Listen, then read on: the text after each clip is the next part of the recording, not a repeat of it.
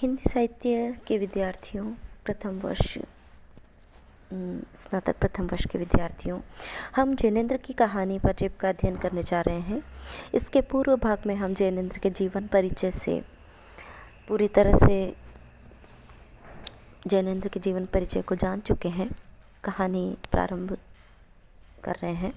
Page number 44 पर आप सभी आ जाइए। बाज़ार में एक नई तरह की पाजेब चली है। पैरों में पड़कर वे बड़ी अच्छी मालूम होती है। उनकी कड़ियाँ आपस में लचक के साथ जुड़ी रहती है। पाजेब का मानो निज का आकार कुछ नहीं है, जिस पाँव में पड़े उसी के अनुकूल रहती है। पास पड़ोस में तो सब नन्ही बड़ी के पैरों में आप वही पाजेब देख लीजिए।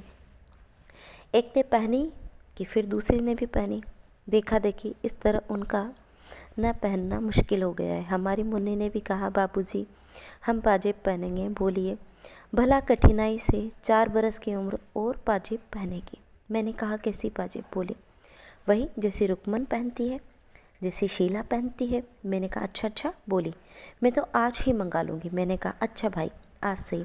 उस वक्त तो खैर मुन्नी किसी काम में बहल गई, लेकिन जब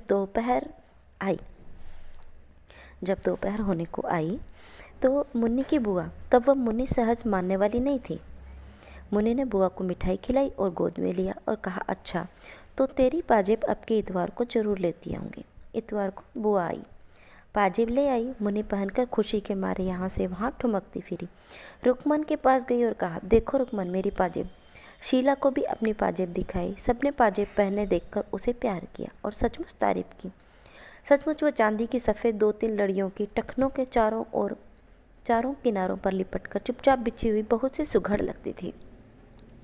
बच्चे की खुशी का ठिकाना न था। और हमारे महाशय आशुतोष, जो मुन्नी के बड़े भाई थे, पहले तो मुन्नी को सजी बजी देखकर बड़े खुश हुए। वह हाथ पकड़कर अपनी बढ़िया मुन्नी को पाजेब से दिखाने के लिए आसपास ले गए। मुन्नी की पाजेब का गौरव उन्हें अपना मालूम भी न था। वह खूब हंसे और ताली पीटी, लेकिन थोड़ी देर बाद वह ठुमकने लगे कि मुन्नी को पाजेब दी सो हम बाइसिकल लेंगे। बुआ ने कहा, अच्छा बेटा, आपके जन्मदिन को तुझे बाइसिकल दिलवाएंगे। आशुतोष बाबू ने कहा कि हम अभी लेंगे। बुआ ने कहा, छी, तू कोई लड़की है? जिद तो लड़कियां करती है और लड़कियां रोती है। कहीं बाबू साहब, लोग रोते हैं। आशुतोष ने कहा कि हम बाइसिकल ज़रूर लेंगे जन्मदिन वाले रोज़। बुआ ने कहा, हाँ, यह बात पक्की रही, जन्मदिन पर तुमको बाइसिकल मिलेगी। इस तरह वह इतवार का दिन हंसी खुशी पूरा हुआ। शाम होने पर बच्चों की बुआ चली गई। पाजेब का वह शौक घड़ी भर का था। वह फिर उतार कर रखा दी गई, जिससे कहीं खो न जाए। पाजेब वह बारीक सुबुक काम की थी और खासे दाम लग गए थे।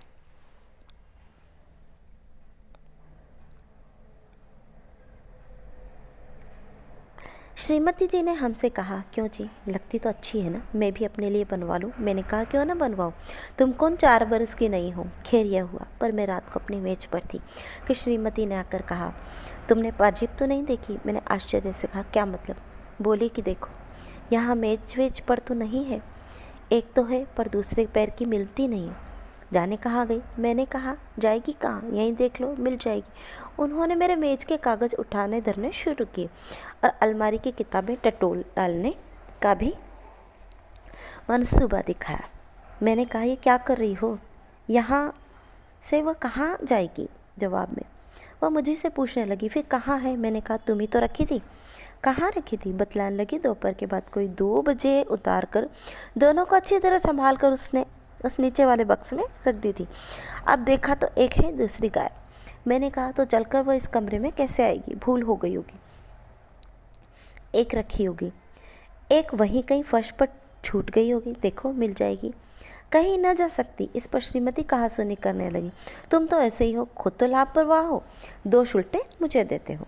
कह तो रही हूँ कि मैंने दोनों संभाल कर रखी थी। मैंने कहा, संभाल कर रखी थी तो फिर यहाँ वहाँ क्यों देख रही थी?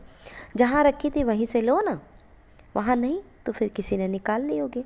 श्रीमती बोली, मेरा भी यही ख्याल हो रखा है, हो न हो बंसी नौकर ने निकाली हो, मैंने रखी, तब वह वहाँ मौजूद था। मैंने कहा, तो उससे पूछा? बोली, वो तो साफ इनकार कर रहा है। मैंने कहा, तो फिर? श्रीमती जोर से बोली, तो फिर मैं क्या बताऊँ, तुम्हें तो किसी बात की फिक्र ही नहीं है। डांट कर कहते क्यों नहीं, उस बंसी को बुलाकर, जरूर पाजेब उसी ने ली है। मैंने कहा अच्छा, तो उसे क्या कहना होगा? यह कहूँ कि ला भाई पाजेब दे दे? श्रीमती झल्लाकर बोली, हो चुका सब कुछ तुमसे। तुम्हें तो उस नौकर की जात को शहजोर बना रखा है। डांट न फटकार, नौकर ऐसे सिर न चढ़ेगा तो क्या होगा? बोली कि कह तो रही हूँ किसी ने उस बक्स में से निकाला है, और 16 में 15 आने यह बंसी है। सुनते हो ना, वही है। मैंने कहा, मैंने बंसी से पूछा, उसने नहीं ली, मालूम होती है। इस पर श्रीमती ने कहा, तुम नौकरों को नहीं जानते,